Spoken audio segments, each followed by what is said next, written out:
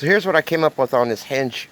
The hinge is going to go back inside, and what I did was I took a piece of angle iron, welded a piece of flat stock to it, and then cut the hinge and welded the hinge. So the hinge will be like this. That just happens to have a hole in it. I'm going to have to drill 2 holes in the front of it, and I'll probably elongate them, and I can shim this up and down if needed, but it should be right on. And as the top will slide, you see how it goes right into the top. Now I need to recess the bottom of this out because it's going to be sunk all the way. Well, you won't be able to see that part of the hinge. It'll be back in there.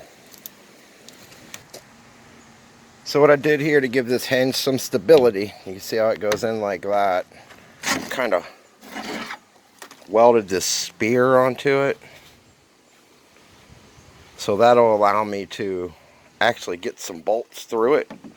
And this goes, once I get that trimmed out, I'll drive that back. It gets tight. That's going to give me plenty. We clean it up, grind it, knock that slag off. Probably paint these before I put them in.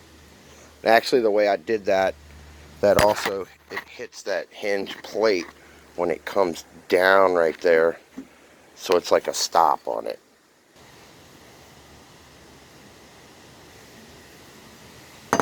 So there's one hinge done. I don't see any problem with that. So there's how I got my high hinge. And you'll see it'll slide back into the front here.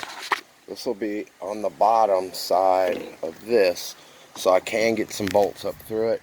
Now, I would never take this off, but it could be taken off, I guess, if you take these bolts out of these hinges. I'm going to set it up, pull these, make sure everything lines up right. There's the other one.